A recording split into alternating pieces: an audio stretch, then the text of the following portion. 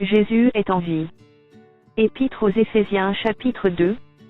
Vous étiez morts par vos offenses et par vos péchés, dans lesquels vous marchiez autrefois, selon le train de ce monde, selon le prince de la puissance de l'air, de l'esprit qui agit maintenant dans les fils de la rébellion. Nous tous aussi, nous étions de leur nombre, et nous vivions autrefois selon les convoitises de notre chair, accomplissant les volontés de la chair et de nos pensées, et nous étions par nature des enfants de colère, comme les autres. Mais Dieu, qui est riche en miséricorde, à cause du grand amour dont il nous a aimés, nous qui étions morts par nos offenses, nous a rendus à la vie avec Christ. C'est par grâce que vous êtes sauvés. Il nous a ressuscités ensemble, et nous a fait asseoir ensemble dans les lieux célestes, en Jésus-Christ, afin de montrer dans les siècles à venir l'infinie richesse de sa grâce par sa bonté envers nous en Jésus-Christ. Car c'est par la grâce que vous êtes sauvés, par le moyen de la foi. Et cela ne vient pas de vous, c'est le don de Dieu. Ce n'est point par les œuvres, afin que personne ne se glorifie. Car nous sommes son ouvrage, ayant été créés en Jésus-Christ pour de bonnes œuvres, que Dieu a préparées d'avance, afin que nous les pratiquions.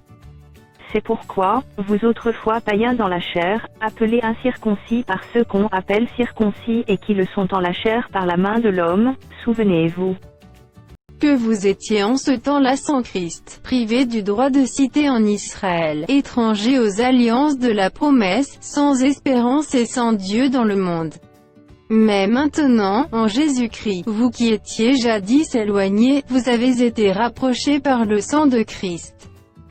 Car il est notre paix, lui qui des deux n'en a fait qu'un, et qui a renversé le mur de séparation.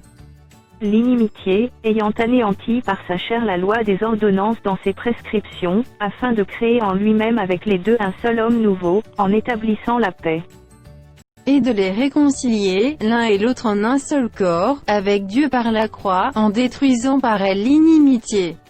Il est venu annoncer la paix à vous qui étiez loin, et la paix à ceux qui étaient près. Car par lui nous avons les uns et les autres accès auprès du Père, dans un même esprit.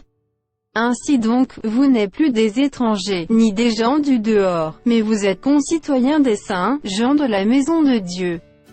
Vous avez été édifiés sur le fondement des apôtres et des prophètes, Jésus-Christ lui-même étant la pierre angulaire. En lui tout l'édifice, bien coordonné, s'élève pour être un temple saint dans le Seigneur. En lui vous êtes aussi édifiés pour être une habitation de Dieu en esprit.